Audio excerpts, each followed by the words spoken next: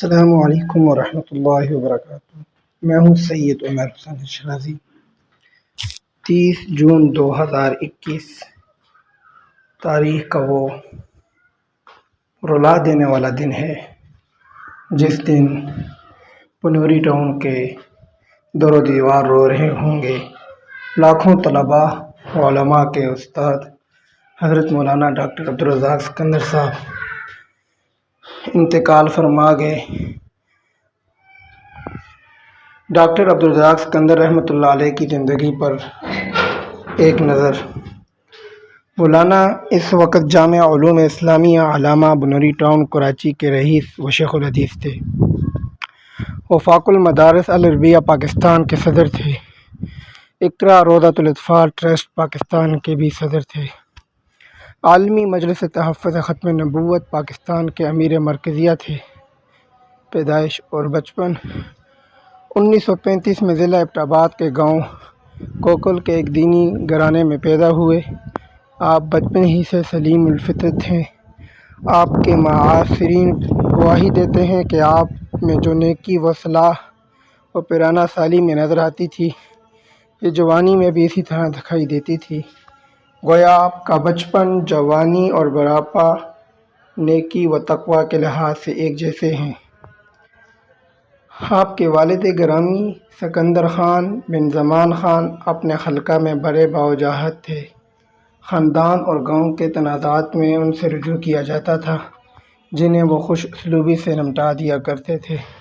بچپن ہی سے علماء و صلاحہ سے گہرا تعلق تھا، جن کا اثر ان کی زندگی پر ایسا نمایاں تھا کہ دینی معلومات آپ کو خوب مستخسر تھی، جس کی بنا پر بہت سے علماء بھی آپ سے محتاط انداز میں گفتگو کرتے تھے، کیونکہ غلط بات پر آپ ٹوک دیا کرتے تھے۔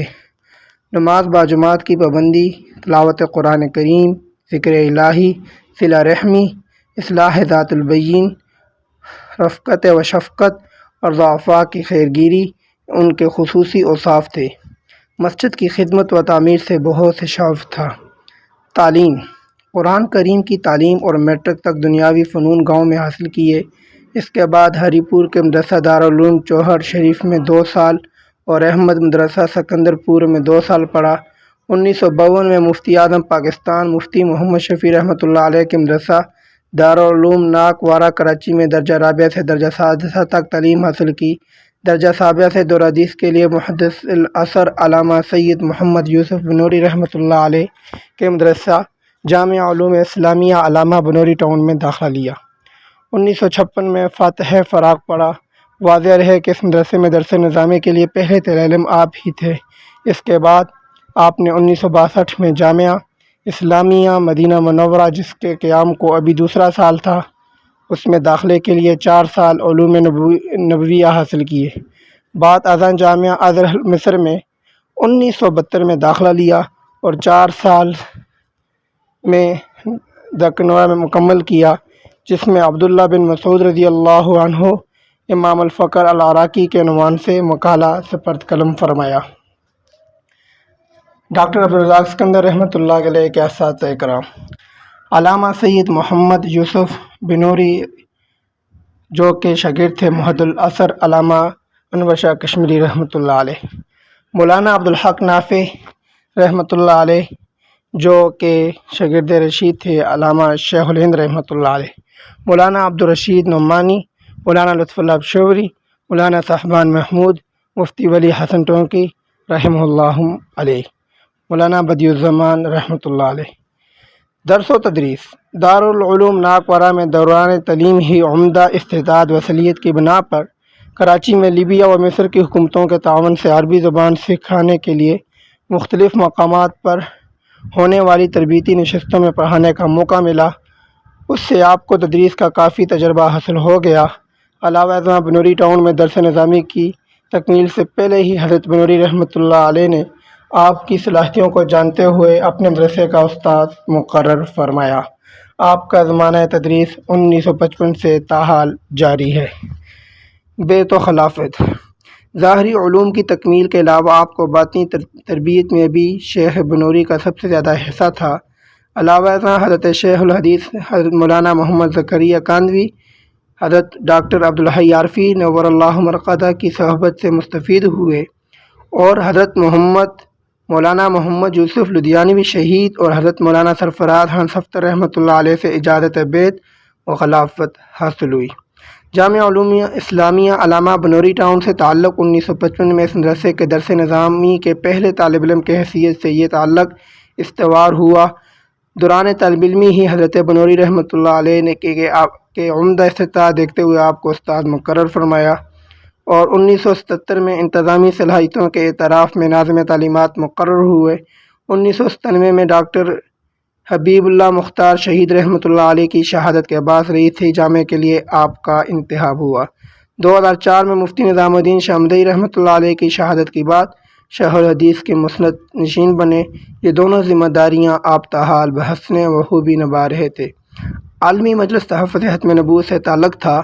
عقیدہ ختم نبوت کے تحفظ اور فتنہ قادیانیت کے تعاقب کے لیے یہ جماعت قیام پاکستان کے بعد امیر شریعت سید عطا اللہ شاہ بخاری رحمۃ اللہ علیہ کے زیر امارت وجود میں آئی۔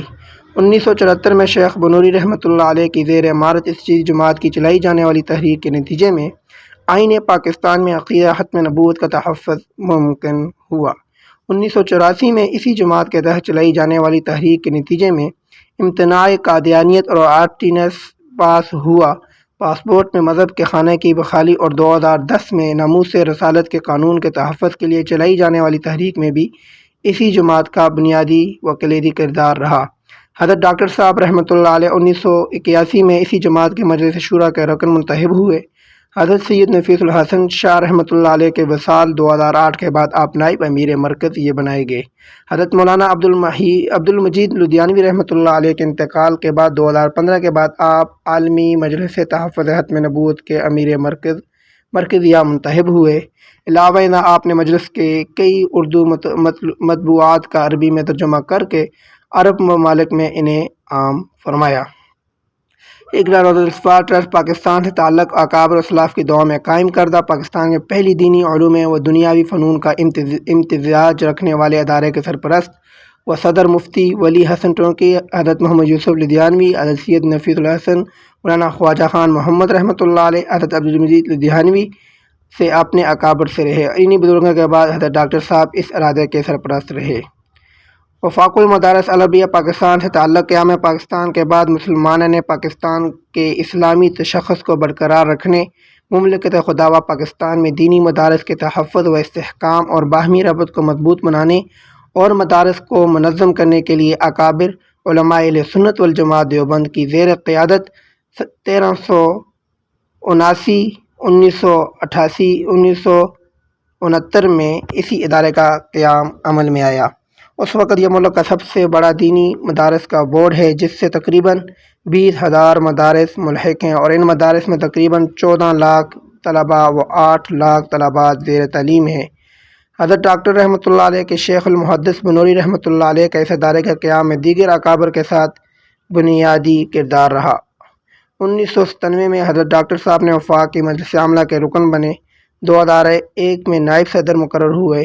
اسی دوران آپ صدر وفاق شیخ الحدیث حضرت مولانا سلیم اللہ خان رحمۃ اللہ علیہ کی بیماری کے باعث کئی بار ان کی نیابت کرتے رہے اور اس کی وفات کے بعد تقریباً 9 ماہ قائم و مقام صدر رہے۔